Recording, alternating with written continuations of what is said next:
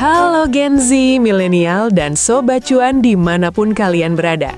Sebelum kita masuk ke pembahasan yang bakal bikin dada kalian membusung bangga, atau malah bikin kolom komentar panas, jangan lupa klik tombol subscribe dulu ya.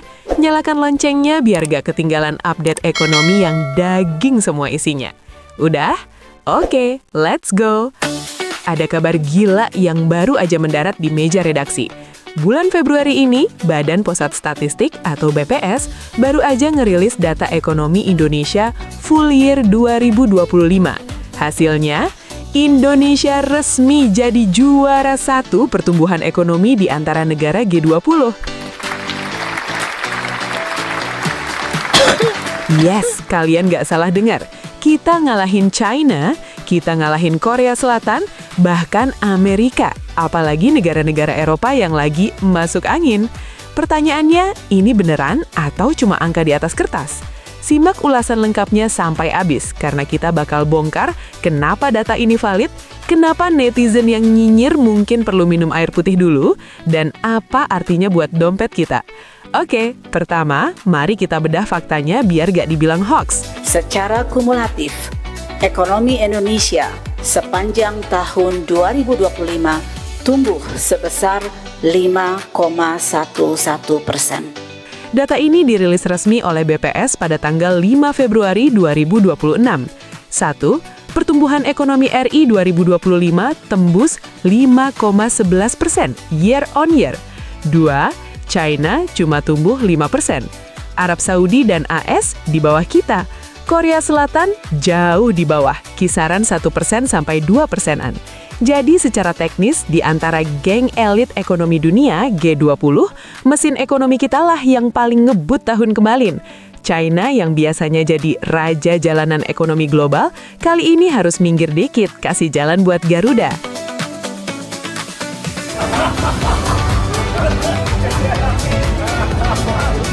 Lalu kredibilitasnya gimana? Data BPS ini sinkron dengan pantauan lembaga internasional kayak World Bank dan IMF, yang emang udah prediksi kalau China lagi rematik ekonominya karena krisis properti dan populasi menua. Sementara Indonesia lagi di fase bonus demografi dan konsumsi domestik yang gila-gilaan. Jadi ini bukan data kaleng-kaleng buatan admin magang ya. Selanjutnya, kenapa bisa nomor 1? The secret sauce.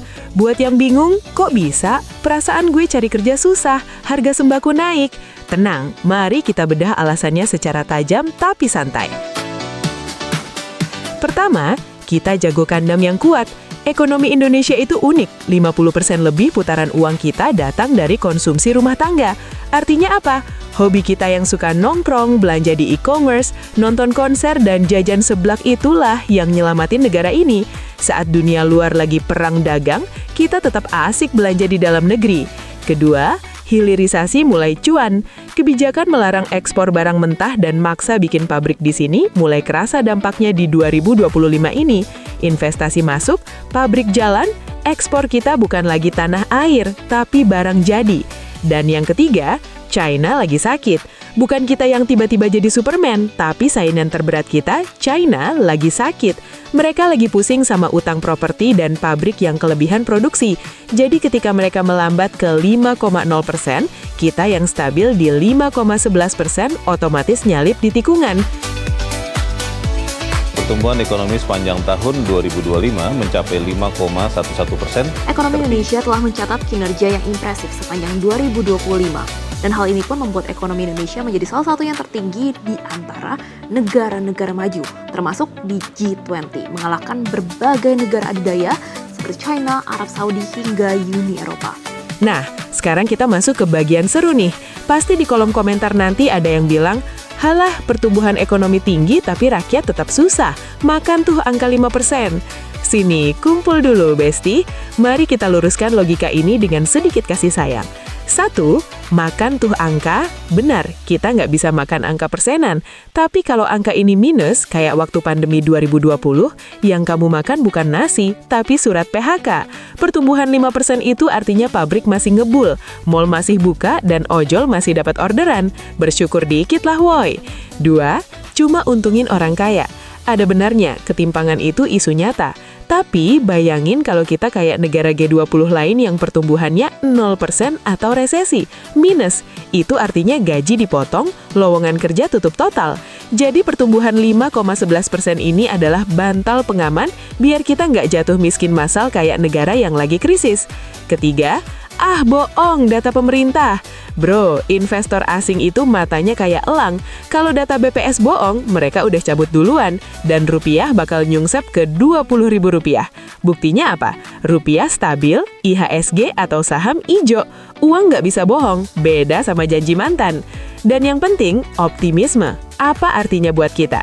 Menjadi juara 1 di G20 bukan berarti tugas selesai. Ini justru start yang bagus. Pertama, buat pencari kerja, investor global bakal nyirik Indonesia. Oh, di sana ekonominya tumbuh. Ayo buka pabrik di Cikarang atau Kendal atau Batang. Ini peluang kerja baru. Kedua, buat UMKM. Daya beli masyarakat terjaga. Orang masih punya duit buat beli kopi susu kamu. Ketiga, buat content creator. Brand masih punya budget buat endorse kalian. Jadi, kesimpulannya, Indonesia di 2025 bukan lagi negara followers. Kita leader dalam pertumbuhan di antara negara-negara raksasa. Memang belum sempurna, masih banyak PR soal pemerataan. Tapi mengakui prestasi bangsa sendiri itu nggak dosa kok, malah keren. Gimana menurut kalian? Apakah dompet kalian merasakan dampak juara 1 ini atau masih ngerasa juara harapan? Tulis pendapat jujur kalian di kolom komentar ya, kita diskusi santai. Jangan lupa like kalau kalian jadi lebih pintar habis nonton ini, share ke grup WhatsApp keluarga biar om dan tante gak kirim hoax mulu, dan pastinya subscribe channel ini biar kita bisa terus bedah data yang bikin melek. Sampai jumpa di video selanjutnya, salam cuan! Pemirsa, dengan fundamental yang tetap kuat, konsumsi domestik yang terjaga, serta dukungan kebijakan pemerintah yang konsisten, kinerja ekonomi Indonesia sepanjang 2025 menjadi bukti ketahanan ekonomi nasional di tengah tekanan global. Capaian ini sekaligus menjadi modal penting bagi Indonesia untuk menjaga momentum pertumbuhan ke depan, sekaligus memperkuat posisi di kancah ekonomi dunia. Ke depan tentu tantangan makin berat, namun dipercaya dengan daya beli yang terjaga, sektor real yang terus bergerak, dan